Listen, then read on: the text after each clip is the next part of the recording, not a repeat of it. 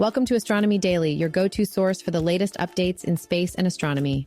I'm your host, Anna. Today, we have a compelling lineup of stories for you. First, we'll dive into China's Chang'e 6 mission, which is preparing for an ambitious sample return mission on the far side of the moon. Next, we'll explore how NASA's Roman Space Telescope and its innovative Coronagraph instrument could revolutionize our ability to image distant planets. Also on the agenda, we'll discuss how dimming plant glow, detectable via satellite, can serve as an early warning system for flash droughts, a discovery that could have significant implications for agriculture. These are just a few of the fascinating topics we'll cover, so stay tuned for an engaging and enlightening episode. The Astronomy Daily Podcast. China's Chang'e 6 mission is gearing up for an ambitious sample return mission on the far side of the moon. The spacecraft is currently in orbit, busily scouting landing sites in the South Pole Aitken Basin, one of the moon's oldest and largest impact structures. Scheduled to touch down in early June, Chang'e 6 will drill into the lunar surface to collect rock and soil samples. Within 48 hours of landing, these valuable lunar specimens will be loaded onto an ascender that will dock with the orbiter for the return journey to Earth. The entire mission will last 53 days, culminating with the return capsule landing in China's Inner Mongolia region, bringing back these unprecedented samples for scientific study. The Nancy Grace Roman Space Telescope is on the verge of deploying groundbreaking technology with its Coronagraph instrument, which aims to transform how we image distant planets. The Coronagraph instrument functions by blocking the overwhelming light from stars, thereby allowing astronomers to detect the faint glow of planets that would otherwise remain hidden in the glare. This innovative technology, known as the Roman Coronagraph, utilizes advanced tools to achieve its goal. Key components include deformable mirrors backed by thousands of tiny pistons, which adjust to block out unwanted starlight more effectively than ever before. This active coronagraph can make precise changes to compensate for imperfections in the telescope's optics, a critical capability for observing planets that are billions of times dimmer than their parent stars. By enhancing the ability to directly image exoplanets, the Roman Coronagraph instrument will significantly aid the search for habitable worlds. It will demonstrate techniques that future missions can build upon to eventually detect Earth-like planets in habitable zones around sun-like stars. This undertaking marks a monumental step forward in our quest to find life beyond our solar system. Flash droughts here on Earth are incredibly challenging to predict, as they develop rapidly and can cause significant agricultural damage. However, scientists at NASA have made a groundbreaking discovery that could change the game. Utilizing satellite data, they've found that the dimming glow of plants, an indication not visible to the human eye, can serve as an early warning signal for these sudden droughts.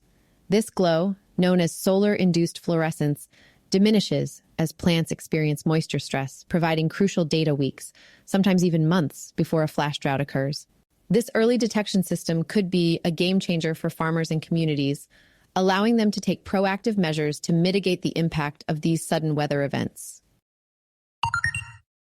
The U.S. Space Force is exploring new frontiers in satellite maintenance with Starfish Space's Otter spacecraft.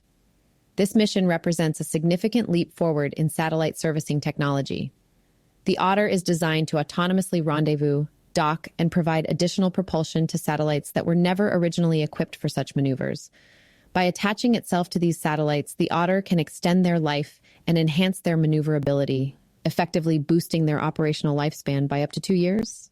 This initiative underscores the growing importance of in-orbit servicing, ensuring that our satellite infrastructure remains robust and flexible in the ever-evolving space environment. The UK space industry is gearing up for new launches with developments across various spaceports.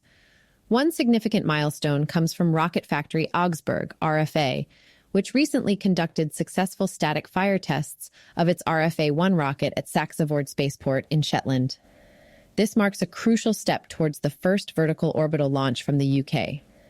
The stainless steel-constructed first stage of the RFA-1 underwent a 20-second hot fire test, where its helix engines were ignited in sequence, demonstrating flawless performance. Saxavord Spaceport has also obtained the necessary licenses from the Civil Aviation Authority, bringing it closer to becoming fully operational. If all goes according to plan, the first vertical orbital launch from this site could take place as early as September. Other UK spaceport projects include Sutherland Spaceport, which has started construction under the management of Orbex, and Prestwick Spaceport, which aims to rival Cornwall in the horizontal launch market. These advancements mark an exciting time for the UK's growing space sector. NASA's latest heliophysics experiment is setting the stage for groundbreaking discoveries as it prepares to hitch a ride on a European mission aimed at studying the Sun. This collaborative effort is designed to deepen our understanding of solar phenomena, which include solar flares and coronal mass ejections, events that can have significant impacts on space weather. Space weather affects a variety of human technologies, such as satellites and communication systems, making this research critically important. By investigating the Sun's behavior more closely, NASA and its European partners hope to develop better predictive models, ultimately improving the resilience of our technological infrastructure against solar disruptions. This experiment represents a promising step forward in safeguarding our increasingly interconnected planet.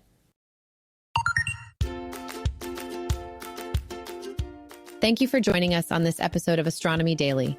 Remember to visit our website, astronomydaily.io, for the latest space news and updates. There, you can also sign up for our free daily newsletter, listen to all our back episodes, and explore our constantly updating newsfeed.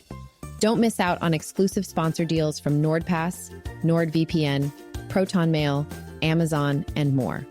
Once again, I'm Anna, and we'll be back soon with more exciting updates from the world of space and astronomy. Thanks for listening.